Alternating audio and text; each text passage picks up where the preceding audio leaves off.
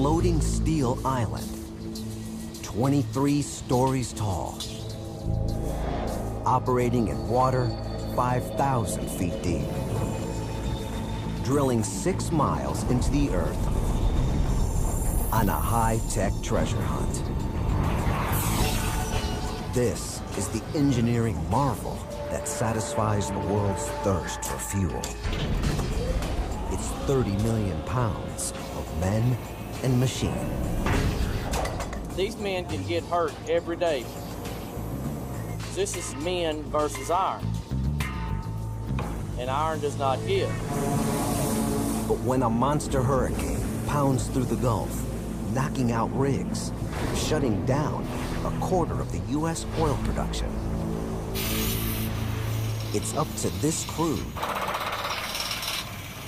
to get the huge machine back out to sea and back on mission, pulling off one of the most difficult engineering feats imaginable: drilling for oil under the sea.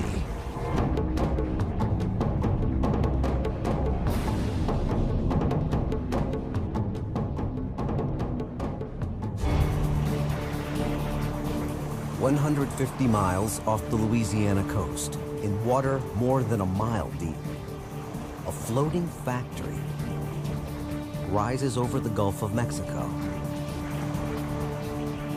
It's a space-age machine, engineered to search for treasure 100 million years old. Oil, the black gold that drives the modern world. This super rig, called the EVA 4000, is uniquely designed to find it. One of the largest movable structures the world has ever known. It has to execute a modern miracle: drilling for oil under the Gulf of Mexico. Much of the world's economy depends on it doing its job. One offshore oil field can pour out 250,000 barrels of crude in a single day. Enough fuel to fill the tanks of 250,000 cars. But that's just a fraction of what the marketplace demands. Every day, around the world, we burn up to 80 million barrels of oil. And unless things change, in the next 50 years, the energy demand is expected to double. There are only 100 deep-sea exploration rigs in existence. It takes 4 years and $500 million to build a new one. This means the EVA 4000 is in high demand. It's fully outfitted to roam the deep waters, far from shore, in pursuit of black gold. The EVA's deck is the size of 10 basketball courts. Its drilling derrick is 170 feet high, and it floats on a hull capable of keeping all 30 million pounds afloat. The scale of this Goliath boggles the imagination, even today. It would have been inconceivable in the days of the first oil well, just 150 years ago. 1859, Titusville, Pennsylvania. The first oil rig in history strikes crude just 69 feet below the surface. From this American strike, the quest for oil spreads to every continent except Antarctica. For decades, wells on dry land satisfy world consumption. But the demand for fuel grows. Many oil fields are sucked dry. So companies extend their pursuit of crude offshore in oil-rich seas like the Gulf of Mexico. These dots signify the Gulf's oil rigs and platforms. From 1960 to 1990, 4,000 platforms sprout in the shallow waters just off the coast. But demand outstrips these shallow water reserves. Oil companies go farther and deeper offshore. Beyond the continental shelf, in depths approaching 8,000 feet. And engineers construct machines no one dreamed possible. The offshore oil industry is some of the most advanced technology for anything, anywhere in the world. The EVA 4000 is among the biggest and toughest of the new breed of drilling rig. It's exploring in waters so remote they were once thought impossible to develop. But there's a price to pay for being so bold. This far out on the ocean, these machines face constant threats. Explosions, pounding waves, and the most dangerous enemy of all, hurricanes. August 2005. Hurricane Katrina looms on the horizon. In just a few days, it will drown New Orleans and devastate the Gulf Coast. But another drama unfolds out at sea. 4,000 oil rigs and pumping platforms stand totally exposed in the Gulf. The eye of the hurricane is on track to pass right through them. Katrina barrels toward the floating platforms, forcing more than 20,000 oil workers to evacuate. 90% of the Gulf's offshore oil wells shut down. The EVA 4000 is caught in the crosshairs of one of the most powerful and destructive hurricanes on record. 170-mile-per-hour winds, 80-foot waves. The winds are pretty fierce right here.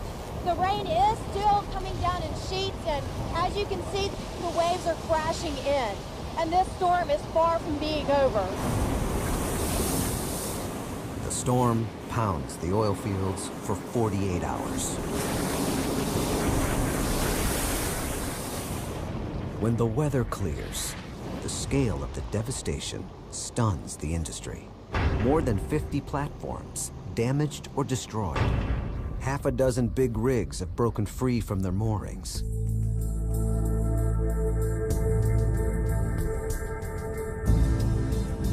One rig has blown 80 miles toward land.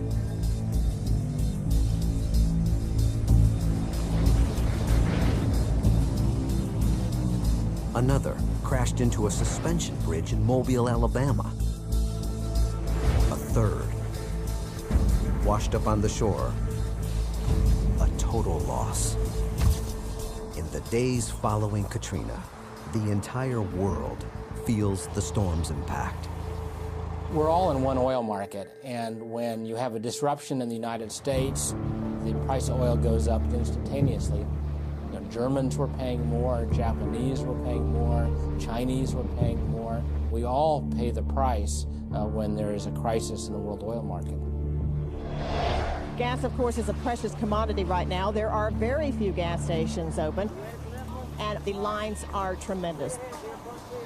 At U.S. pumps, gas prices shoot up as much as 50 cents a gallon.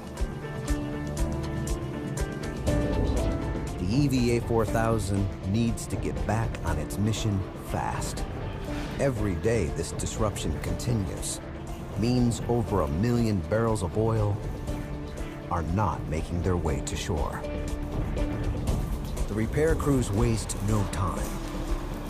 They'll work as fast as humanly possible to get this monster back out to the Gulf, where it will have to pull off one of the most astounding engineering feats of the modern world: getting oil from miles under the sea. The EVA 4000 drilling rig, damaged by Hurricane Katrina, towers over a Texas shipyard. Every day the $500 million giant is shut down means another well not being drilled. And in 24 hours, one oil field can supply the daily needs of 4 million people. The frantic push to get the damaged rig back online begins. Shipyard workers get busy fixing the EVA 4000, one of 20 behemoths damaged by Hurricane Katrina.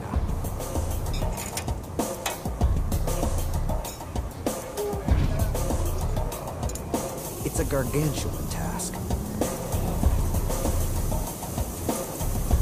They must check over every inch of these enormous machines. Rigs that are uniquely designed to drill 5 miles deep into the Earth's crust while floating on dangerous seas. Repair workers will examine the 4 key components that make this rig work. The hull, the anchoring system, the drilling deck, and the derrick.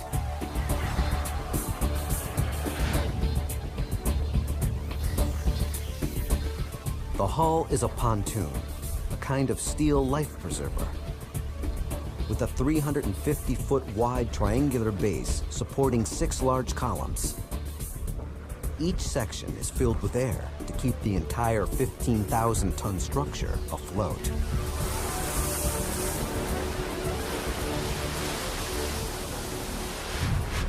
Atop the hull, the deck. Bigger than a football field. Strong enough to hold up to 2 million pounds of drilling pipe. 2 160-foot cranes. And a full-sized helipad. But the deck and the hull just provide the stage for the main event. Towering 15 stories above the deck, the derrick. Its job: lower a drilling shaft that stretches all the way to the sea floor and beyond. It can support 1.5 million pounds of steel, more than the weight of 75 fully loaded school buses. Holding the whole rig in place out at sea. The anchoring system. 9 enormous winches, 3 on each corner of the hull. They pull back tight on steel mooring cables, anchored to the ocean floor up to 1 mile below. These cables snapped during Katrina, sending the rig drifting free. This rig is lucky. It's fixable. Other platforms were hit even harder by one of the worst hurricanes in offshore oil history. They tore a bunch of rigs up. It's worse than hurricane in oilfield history. Ooh, I landed on one last week. I landed on one helicopter, and the whole derrick fell over. It's on the ocean floor.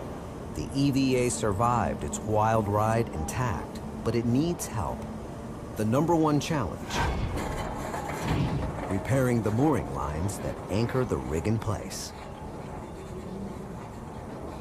This is what it takes to tie down a super rig. 3-inch wire cables hooked to chains with links larger than a man's head. Steel cable forms the top end of the line, spooled back and forth from the winches on deck. Steel chain is at the lower end of the line. Much heavier than cable, the chain provides added weight to the line and connects to the anchors. Most people couldn't lift a single link of this monster chain. This chain is 2 3/4 inch chain. This link will weigh 72 pounds, and there's 4,250 foot of this chain. So in total, you want to have somewhere around 1 million pounds for each one of the 9 legs that's physically fitted onto the rig. Crew members must connect the steel cable to the heavy chain. Like everything on the super rig, hooking them takes a mixture of engineering and brawn.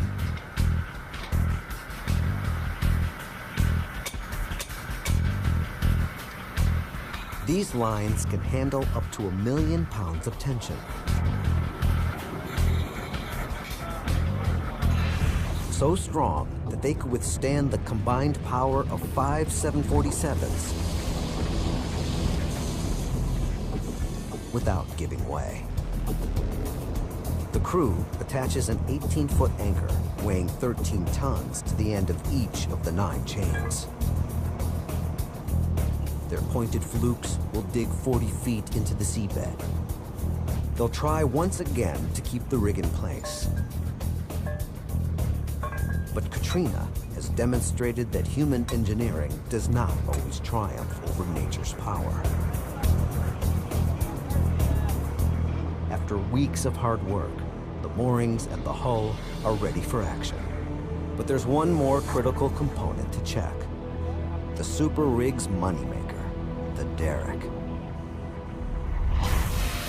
High above the superstructure, iron workers move inch by inch to make sure over 1,000 bolts are tight, undoing the damage inflicted by the hurricane winds that rattled the tower. It's a methodical and precise high wire act that many regular iron workers can't stomach.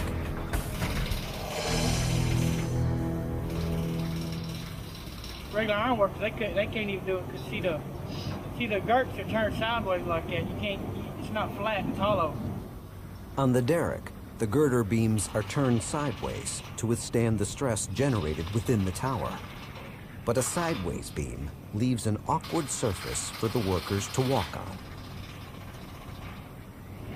So a lot of them, like some of the iron workers, come try to do it, they can't do it because they can't walk on their beams like that. The workers move up and down the derrick, dangling precariously, tightening bolts as they go.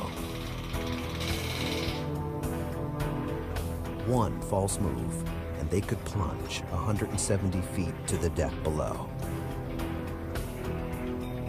Boy, ain't this something else, huh? With the last bolt tightened, the EVA 4000 is ready to return to its drilling site.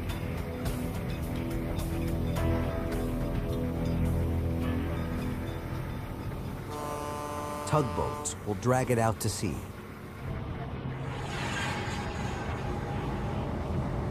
But moving it from the dock is tricky.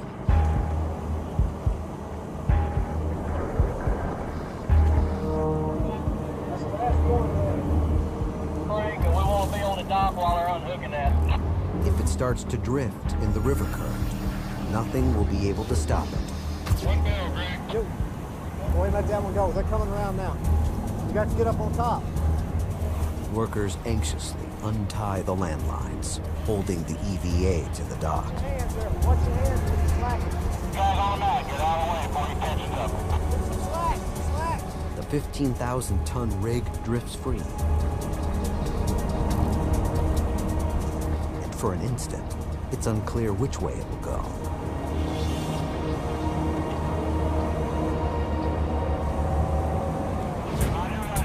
It's like trying to tow a 23-story building. The tugboat engines need all of their 13,500 horsepower to take control of the beast and head for the open seas. With an average speed of under 4 miles per hour, it'll take them 5 days to deliver the rig to the Gulf's deep water. Our first operation when we get back offshore will be to run the anchors and the chains and then restart our operations that we stopped when we were offshore. This petroleum hunter will need all of its parts working together to accomplish an incredible engineering feat. drilling for oil that could be buried 5 miles under the sea floor.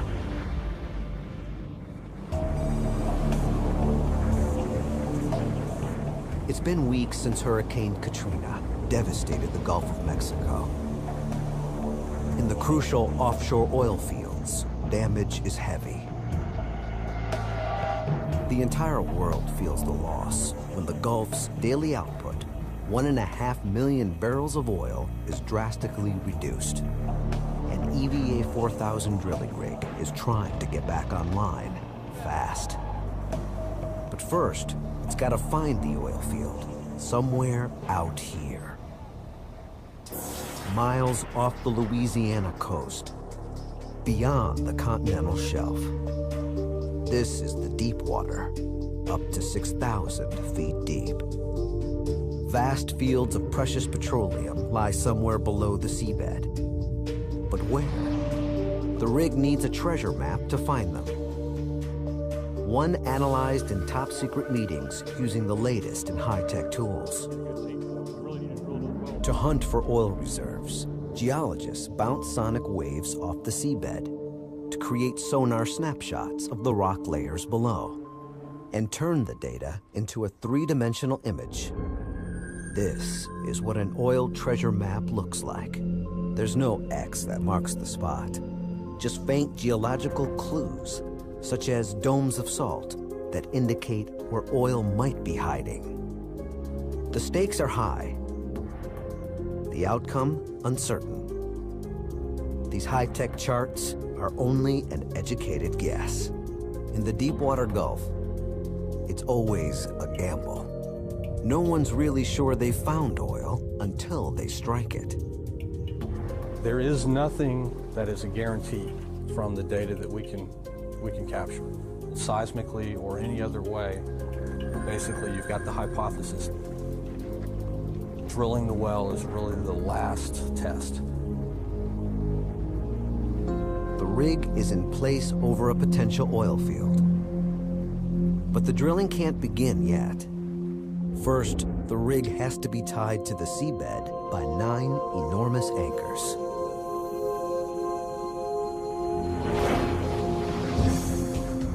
It's a risky operation. When you're working with machines this big, in waters this deep, nothing's easy and everything's dangerous. These men can get hurt every day because this is still men versus iron.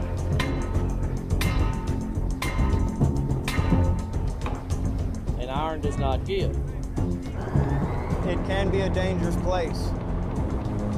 And you want to go home to your family in the same condition you come out to the rig in. When we're greasing the chains or the gears or anything like that, just watch your body placement, watch any caught betweens. A crane swings one of the 13-ton anchors onto the deck of a support ship. This is just one of 9 anchors needed to hold the EVA 4000 in place. The support ship carries the anchor to the dropping point, over a mile away.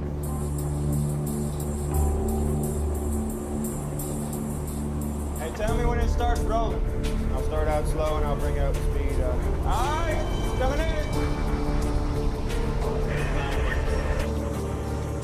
Just the anchor line alone weighs more than 450,000 pounds.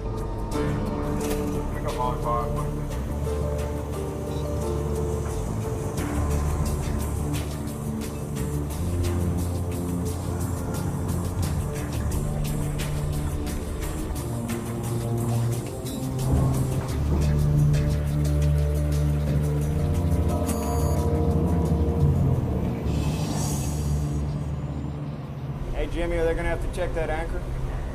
You follow, see if it goes right though. Number 7 anchor winch. Come in, Jimmy Romero. Yeah, go ahead. Yeah, roger that. That's 8,250 feet of wire out. I'm all stopped and everything's locked down. The 240-ton cable must drag the anchor from the deck of the ship. A crewman gives the mooring lines one final check before taking cover.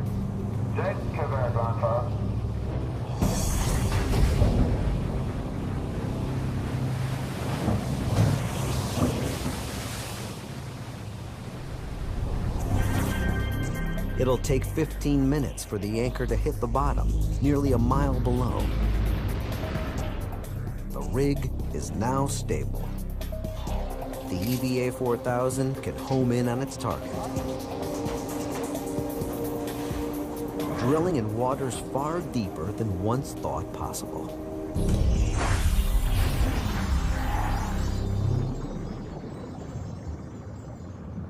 It used to be when I first started, deep water was 2,000 foot.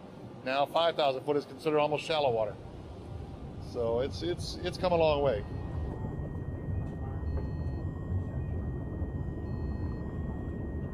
This is a work environment more inhospitable than outer space. Far too deep for humans. The record depth for a scuba diver is just over 1,000 feet. The EVA 4000 works in seas 5 times deeper. Down this far, the pressure would kill a human, crushing the worker's lungs. But the drill operators need a pair of eyes on the sea floor to make sure the drill hits the target and to monitor the work. Engineers have custom designed a remotely operated vehicle, or ROV, to handle the job.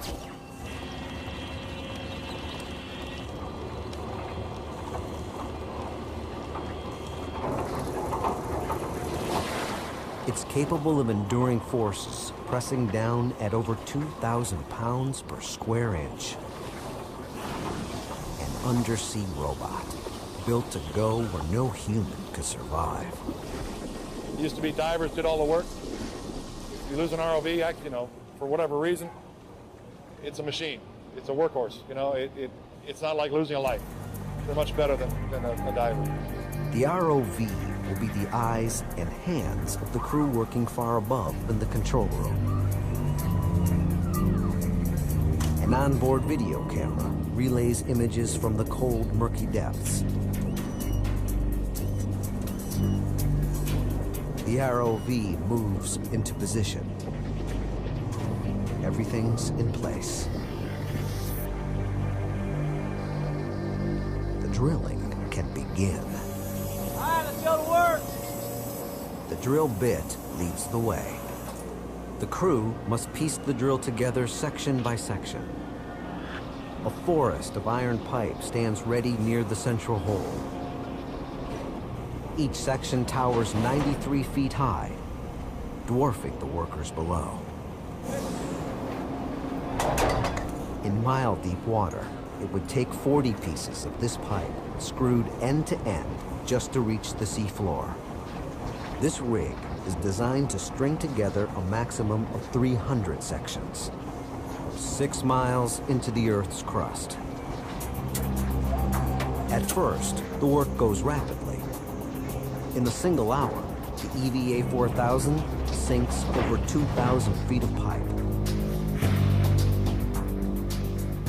In less than 3 hours, the drill bit will hover just above its target. Geologists picked this spot using 3D imagery based on sonar data.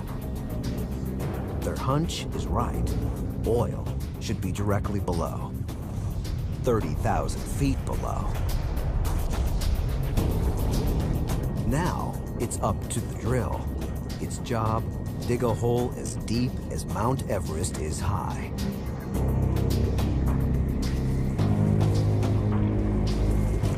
Sand and soil billow out as the drill churns its way through the soft top layer. But below the silt, harder rock chews up a new drill bit every few thousand feet. 1,200 man-hours into the process, the drill crosses the 4,000-foot mark. But then, just as they are making steady headway, they shut down operations and pull up the drill.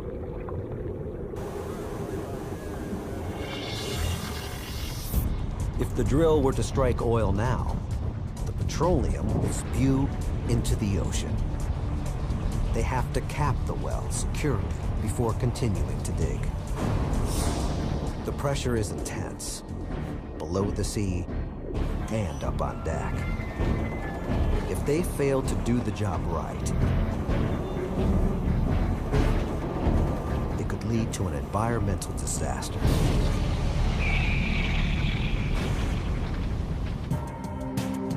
It's been weeks since Hurricane Katrina devastated oil production in the Gulf of Mexico.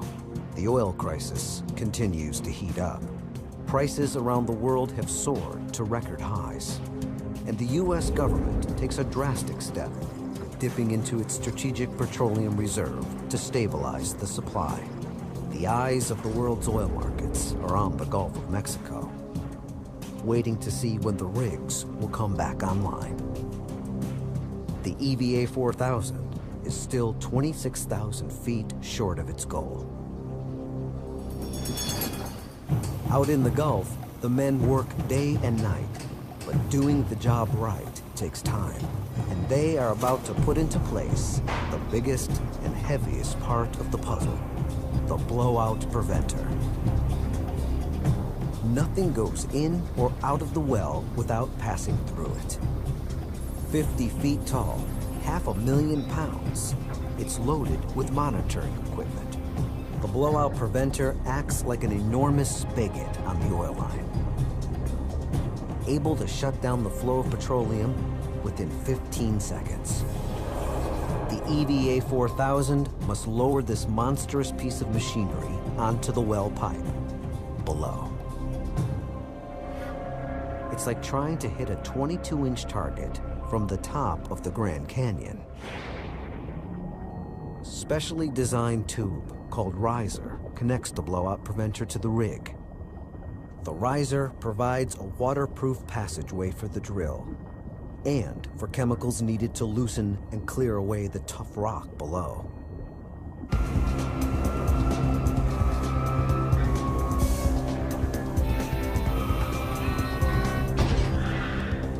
This much riser hooked to the blowout preventer weighs over 2 million pounds. Under normal circumstances, the derrick couldn't handle this much load. But engineers devised a simple way to make the deep water work to the rig's advantage. They wrapped the pipe in fiberglass to make it buoyant and to relieve the stress on the derrick.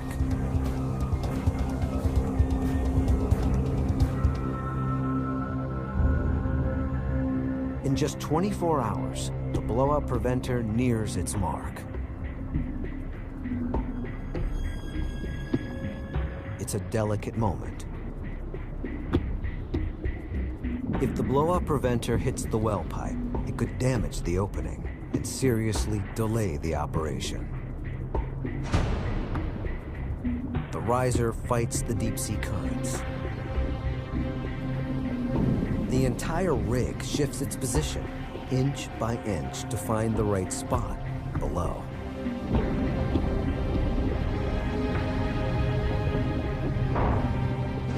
Success. The blowout preventer drops into place.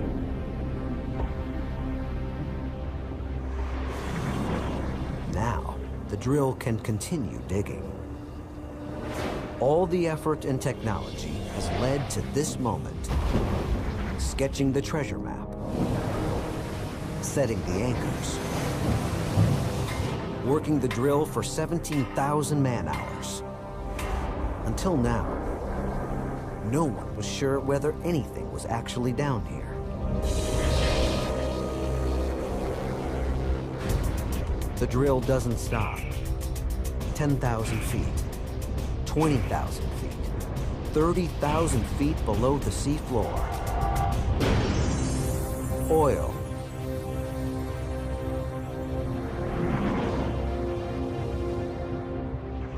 A geological treasure chest worth billions of dollars. The passageway is now clear. All the work has finally paid off. The EVA 4000 has done its job.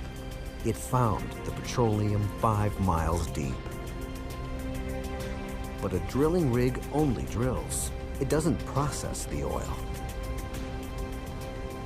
The EVA 4000 will move on to a different location in search of a new oil field.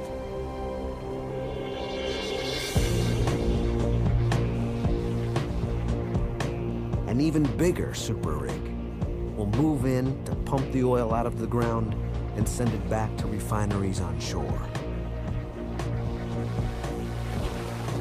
The processing platform could be anchored here for decades.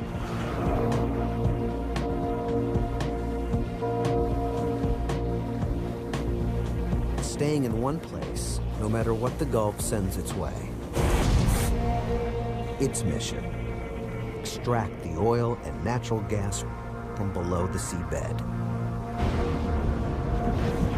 Separate out the impurities and send the oil and gas toward shore, 150 miles away.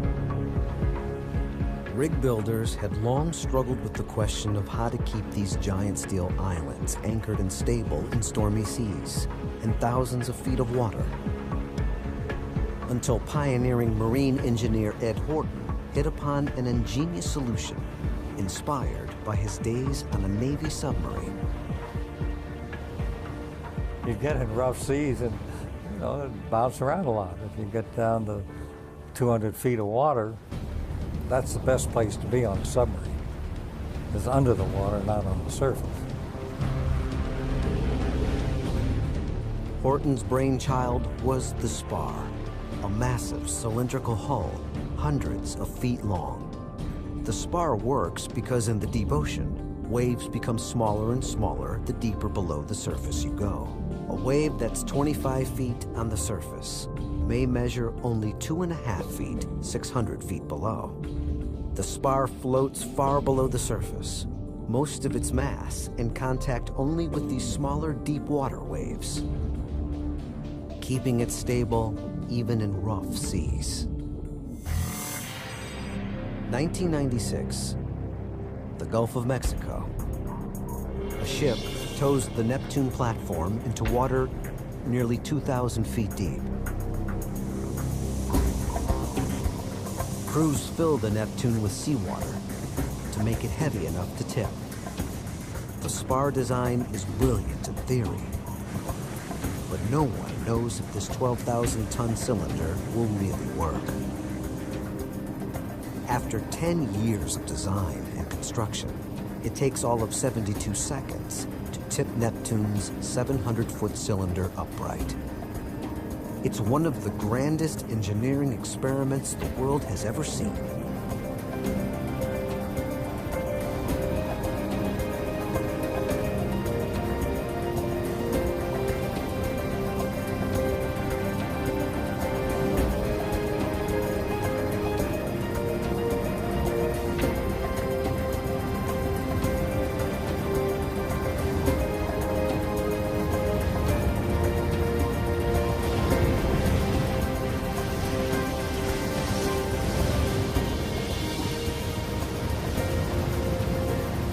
It's an engineering triumph, and oil exploration will never be the same. The first time I saw Neptune get upended was a great thrill.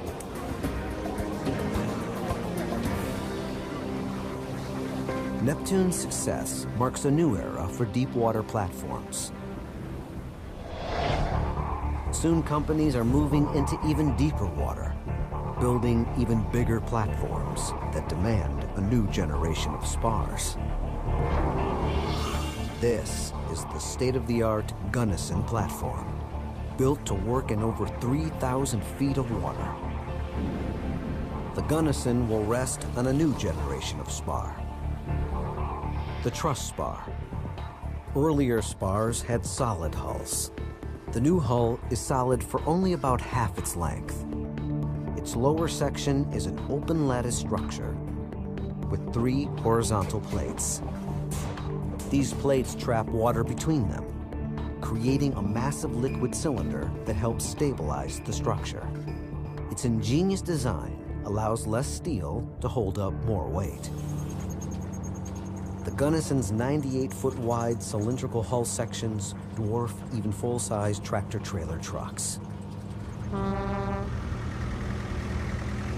They move 10 of these half-moon pieces into place.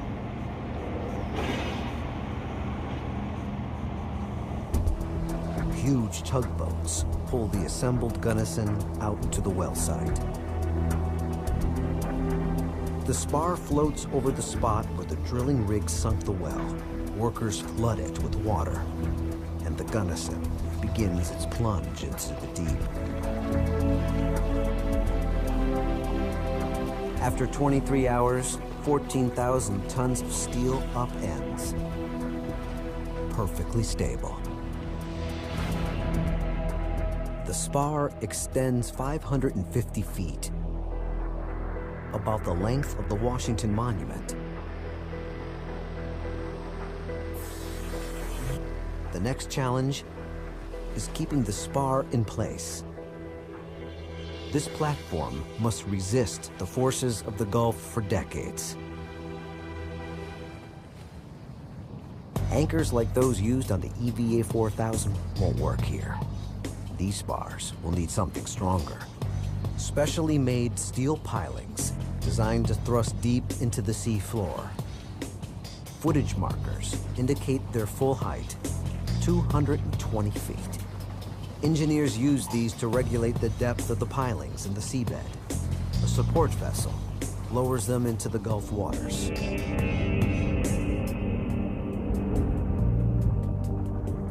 Once set, these anchors may be here long after the oil field below runs dry. With the anchor secure, the stage is set for one of the wonders of the modern age. A fully equipped oil and natural gas pumping platform will be set on top of the floating spar. It's a massive 3-story building that houses the oil pumps, processing equipment, and crew quarters. A giant crane must line up 4 touch points on the platform with corresponding points on the spar.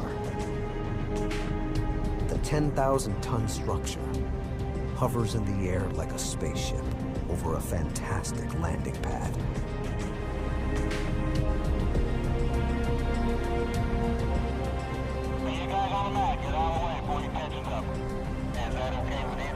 Platform and spar pop into place like oversized toys.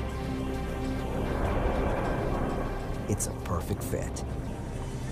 The futuristic floating city is complete. This platform will pump and process up to 40,000 barrels of oil and 200 million cubic feet of natural gas every 24 hours. That's about $4 million of product every day from a single platform. The Gunnison requires only 24 workers to monitor the process round the clock. Machines do almost all the work. They extract crude oil from the rock and separate out the natural gas. The excess gas is burned. For 100 million years, this oil lay hidden, beyond the reach of man. Now, 21st century technology sends it hurtling towards civilization. A vast network of pipes on the seafloor carry the oil to refinery centers on the Gulf Coast. When it works right, it's routine and safe. But disaster can strike in the blink of an eye. And these super rigs can explode into deadly infernos. One of the most spectacular accidents in oil industry history showed just how vulnerable the world's biggest rig could be. March 2000. In the new age of deep water oil rigs, the Brazilian government launches the biggest ever. It's called the Petrobras P-36 platform. Once in place, it will pump 180,000 barrels a day and work in water over 4,400 feet deep. But in less than a year, this platform will become the Titanic of oil rigs. March 15th, 2001, 12:20 a.m. Natural gas leaking from a valve collects in one of the support columns. Alarms ring out as the odorless, invisible gas spreads further through the hull. And then, a spark ignites the trapped gas in a series of enormous explosions.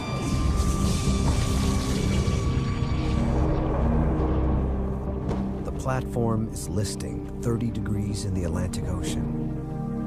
11 workers are dead.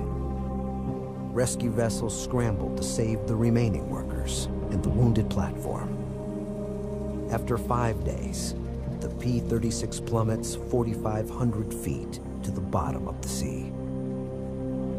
The platform's a $500 million loss. Thousands of gallons of crude and diesel fuel flow into the ocean. The crew was able to seal the well before the platform sank, preventing a major environmental catastrophe. This time.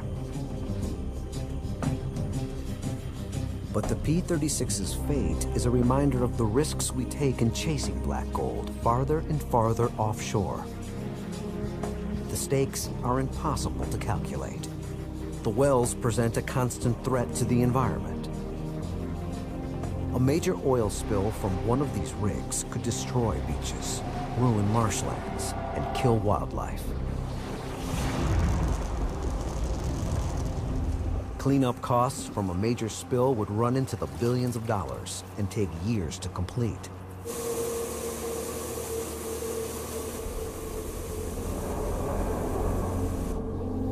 Safety measures, technology, and training can minimize the risk of human error. But there are some factors beyond our control. Like where the oil reserves are located, in increasingly remote and dangerous places. 1/4 of U.S. oil production is based in the Gulf of Mexico, a danger zone for a full 6 months of the year. Hurricane season. 3 weeks after Katrina, many oil platforms have gotten the oil flowing. But on the horizon lurks another storm, and the oil rigs are at risk once again. The EVA 4000 is drilling for oil over 100 miles out to sea when Hurricane Rita pounds its way out of the Caribbean. It's the most powerful hurricane ever recorded in the Gulf of Mexico.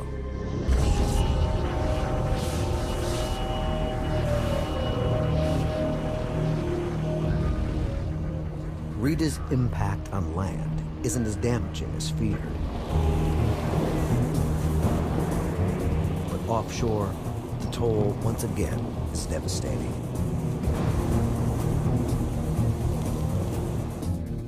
The storm tracks just far enough to the west to plow right through areas spared by Katrina.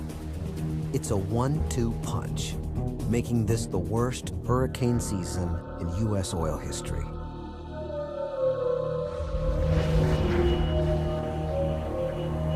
One casualty has a 20-foot gash in a main support column.